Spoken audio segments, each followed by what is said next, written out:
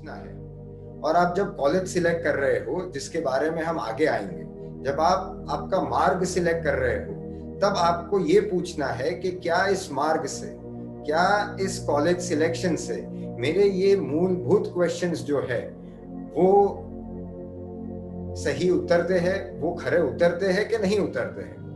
अगर ये 3 मूलभूत क्वेश्चन जिसके बेसिस पर आपने डॉक्टर बनना चुना है, अगर वही खरे नहीं उतर रहे हैं, तब फिर आपको आपका मार्ग के बारे में थोड़ा और जानना जरूरी हो जाएगा।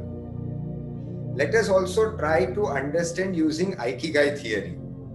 Ikigai theory से भी हमें यही जो मूलभूत क्वेश्चन है उसके बारे में भी हमें आगे और जानने को मिलेगा। ये एक आइकिगाई थियरी का एक बेसिक व्यू पॉइंट है कि कौन सी अलग अलग चीजें कहाँ पर जाके कॉन्करेंटली कौन सा सर्कल कहाँ पर मर्ज होता है और आप इसमें अपने आप को कहाँ पर ढूंढते हो। आप इसका भी एक स्लाइड का स्क्रीनशॉट ले सकते हो, ये आपको लाइफ में बहुत अन्य जगह पर भी काफी आपको काम आएगा। अब हम इस आइकिगाई थियरी को हमारे फंडामेंटल रीजन से जोड़ने की कोशिश करते हैं।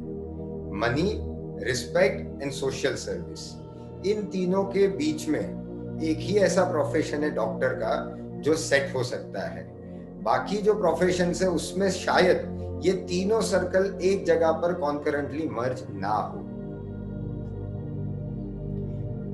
अब यही सर्कल को हम आगे ले जाएंगे, तब हमें मिलेगा कि इससे हमें एक वेल्दी लाइफ मिलेगी, एक ब्लिसफुल लाइफ मिलेगी, एक जॉयफुल लाइफ मिलेगी।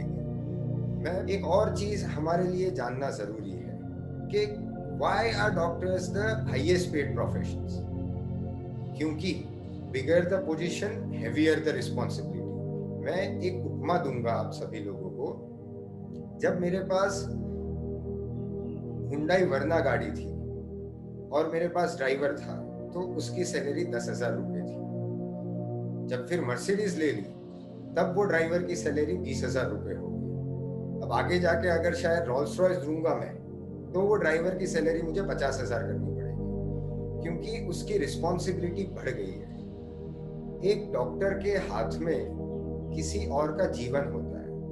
Somebody else's life is going to be in your hands.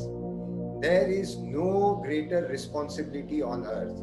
There is no greater burden on anybody's shoulders than to shoulder the responsibility of somebody else's life.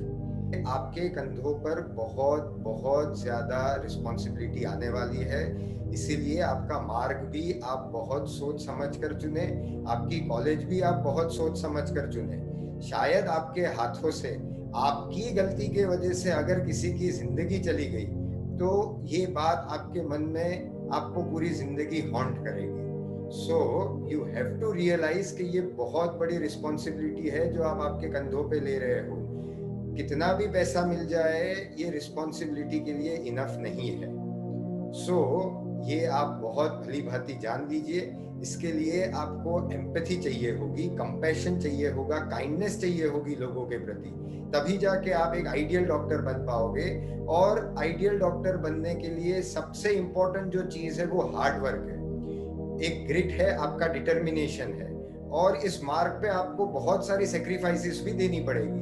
शायद आपको दिन का 8 से 10 घंटे पढ़ाई करनी है, तभी आप एक सक्सेसफुल डॉक्टर, एक आइडियल डॉक्टर बन पाओगे और इस योग्य बन पाओगे, इस काबिल बन पाओगे कि किसी और की जिंदगी आपके हाथ में ले पाओ। जब तक आप इस बारे में निश्चिंत ना हो जाए कि आप किसी और की जिंदगी आपके हाथ में ले सकते हो, now you have the capability to do that. Until and unless you are sure about that, please do not start practicing as a doctor.